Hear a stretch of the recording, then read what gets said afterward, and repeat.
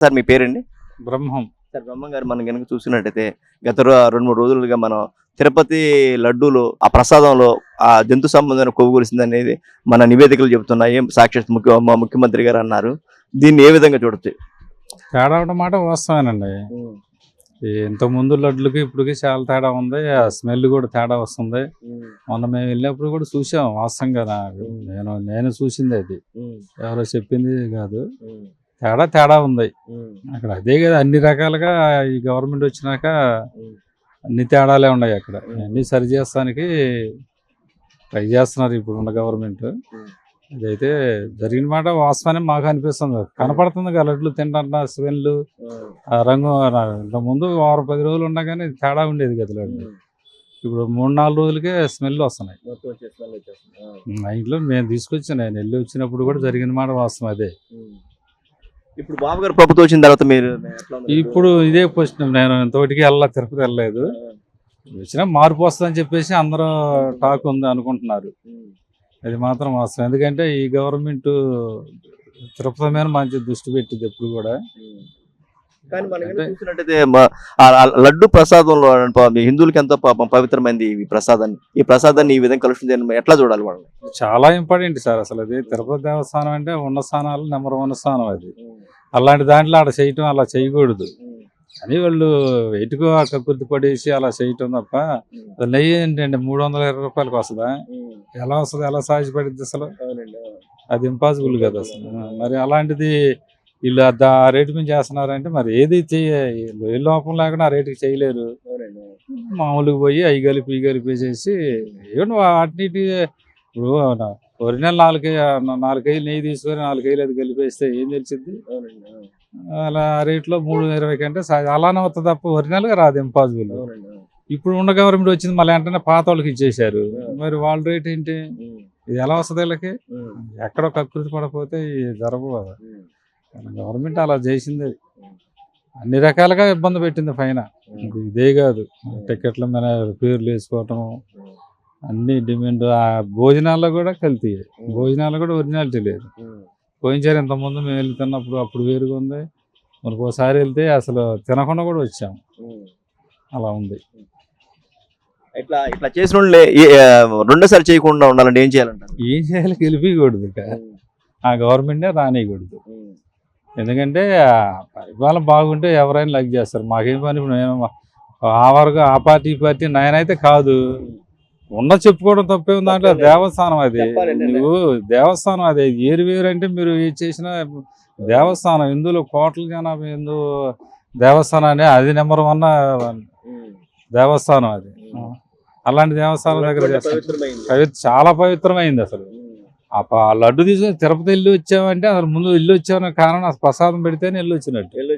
అందరికి ఎంతో మందికి వేశారు. అందరూ దాన్ని ఎవరు వెళ్ళి వచ్చి ప్రసాదం పెట్టినా కానీ దాని బంగారం లాగా లడ్డు వేది అడుగుతారు. ఆ ప్రసాదం పెట్టి ఎవరైనా తీసుకుంటారు.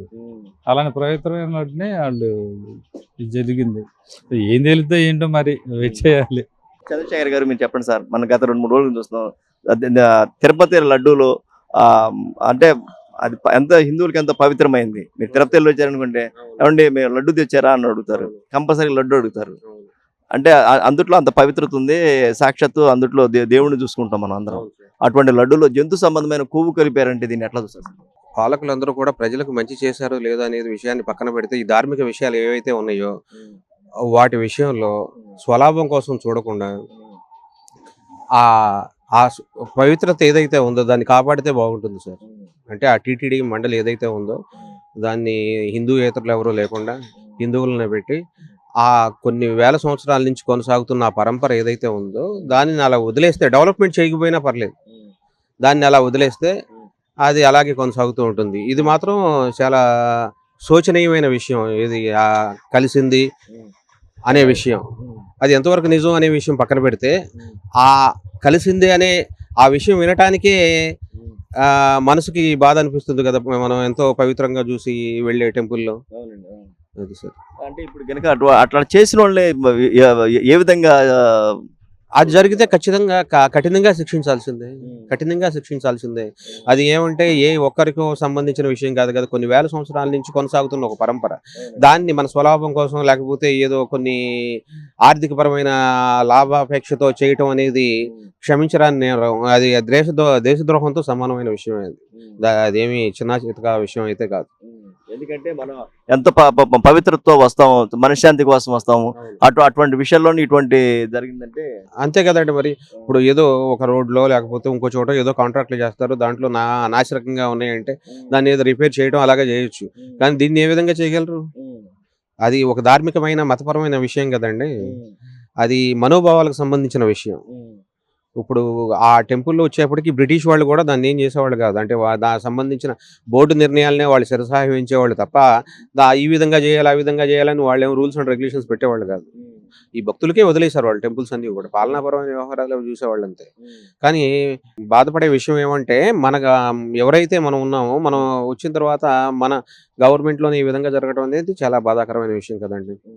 ఇప్పుడు ఈ మధ్య చంద్రబాబు నాయుడు ప్రభుత్వం వచ్చిన తర్వాత ఏమైనా వెళ్ళారా మీరు? లడ్డు తిన్నారా ఈ మధ్య బాబు? ఇప్పుడు తీసుకున్నానండి. ఇప్పుడు బాగుంది సార్. ఒక నెల రోజుల క్రితం తిరుపతి వెళ్ళొచ్చాం. అప్పటికి ఇప్పటికి డిఫరెన్స్ ఉంది.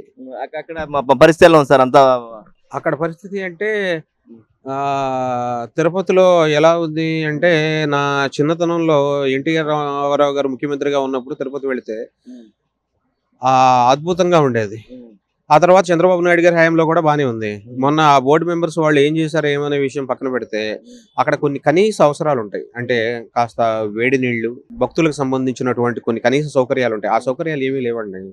ఎలాగా అంటే, ఒక పెద్దవాడితో కలిసి వెళ్ళాం, ఒక టోకెన్ ఇచ్చారు. ఇచ్చిన తర్వాత అంటే అంతకు ముందులో ఉన్నటువంటి బోర్డు విషయం ఎలా ఉంది అంటే, ఈ భక్తులు ఆవిడకి హార్ట్ అటాక్ ఉంది, ఆవిడ చనిపోయినా అక్కడ దిక్కుముక్కు లేదు. అంటే ఆ పెద్దవాళ్ళకి సంబంధించిన ఫెసిలిటీస్ ఏం లేవు. చిన్నపిల్లలు పెద్దవాళ్ళు ఇలా వస్తే, అంతకు ముందు ఎలా ఉండేది అంటే, చంద్రబాబు నాయుడు గారి హయాంలో ఎవరైనా పెద్ద ముసలి వాళ్ళు కానీ చిన్నపిల్లలు కానీ వస్తే వాళ్ళకి ప్రత్యేకమైన దర్శనం, లేకపోతే ఏదన్నా షార్ట్ కట్ ఇలాగే ఉండేవి. ఇప్పుడు అదేమీ లేదు. మనకి ఎవరైనా ఓపిక ఉంటే దర్శనం చేసుకోవడం, లేకపోతే తిరిగి వచ్చేది. అంటే గవర్నమెంట్ మారి కొన్ని రోజులే కాబట్టి ఇంకొన్ని రోజుల తర్వాత మార్పు రావచ్చు బహుశా. ఇప్పుడు ఈ మధ్య వెళ్ళారు? లేదు. లడ్డు తిన్నారు బాబు? తిన్నాను. చంద్రబాబు నాయుడు గారు వచ్చిన తర్వాత ఇక్కడే తీసుకున్నాం కదండి. అంతకు ముందరలాగానే ఉంది. తిరుమల తిరుపతి దేవస్థానం సంబంధించిన లడ్డూలు జంతు కొవ్వు కానీ దీన్ని ఎట్లా చూస్తారు మీరు? చాలా అసహ్యంగా చూస్తాం. దేవుడికి పెట్టే ప్రసాదం అంటే మనం ఎంతో పవిత్రంగా ఆలోచించుకుంటాం. అటువంటిది డాల్డా కలపడం ఏంటి, దాంట్లో జంతువుల కొవ్వులు కలపడం ఏంటి, మరి మాకు అవి తెలియదు కదా. ఇప్పుడు దాకా అది అడ్వర్టైజ్మెంట్ అవ్వలేదు, ఎక్స్పోజ్ అవ్వలేదు కాబట్టి మాకు తెలియదు. ఇప్పుడు నుంచి తిరుపతి లడ్డు కొనాలని ఇంత దాకా తిన్నాయి కూడా మేము ఎందుకు తిన్నామా అనిపిస్తుంది. ఎందుకంటే కల్తీలు కలుస్తాయి, కలవని కాదు, కానీ మరీ అంత ఘోరమా? ఎక్కడైనా మామూలు నెయ్యి 680 రూపాయలు ఉంటే నీకు 320 రూపాయలకి ఆవు నెయ్యి ఎక్కడ వస్తుంది సార్? అంతే కదా. ఈ 320 అంత పబ్లిక్ గా చెప్తున్నా అంటే వాళ్ళు అలా తప్పు చేయకపోతే చెప్తారా? నా ఉద్దేశంలో అది మాత్రం జరిగిందని నేను అనుకుంటున్నాను. నేను చాలా సంవత్సరాలు అయింది, అప్పటికి ఇప్పటికి చాలా తేడా ఉందండి. చంద్రబాబు నాయుడు గారి హయాంలో లడ్డు వస్తే 20 రోజులైనా 4 రోజులైనా గట్టిగా ఉండేది. మరుసటి రోజుకి బూజు వచ్చేయటం, అదొక రకమైన వాసన రావటం జరుగుతుంది. ఈ మధ్య కాలంలో నేను వెళ్ళాను. అలా ఆ తర్వాత అంటే నేను ఇంకా వెళ్ళలేదు, కానీ నా ఉద్దేశంలో క్వాలిటీలో మాత్రం అప్పటికి ఇప్పటికి చాలా డిఫరెన్స్ కనిపించింది. అది పెద్దల నిర్ణయం తీసుకోవాలి, సరైన నిర్ణయం తీసుకుని దానికి అయిన వాళ్ళని బాధ్యతలు మాత్రం కంపల్సరిగా చెయ్యాలి. తప్పకుండా చేయాలి. చేయకుండా ఇంకొకళ్ళు ఎవరు అటువంటి పనులు చేయకుండా జాగ్రత్త పడతారు కాబట్టి ఖచ్చితంగా చర్యలు తీసుకోవాలండి. అది ఎలా తీసుకోవాలనేది కమిటీ వేసుకుని నిర్ణయించుకోవాలి, కానీ కంపల్సరిగా తీసుకోవాలి. మరి అంత మహానుభావుడికి అన్ని కోట్లు ఖర్చు పెట్టుకుని, వేల ఖర్చు పెట్టుకుని ఒక నమ్మకంతో వెళ్తున్నాము.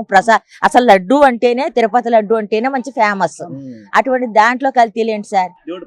అది ప్రసాదంలో కల్తీలేంటి సార్? అయ్యో చెయ్యొచ్చు మరి అంత ఇదిగానా? అందుకనే వాళ్ళని కఠినంగా శిక్షించమని నేను చెప్తాను. సరే.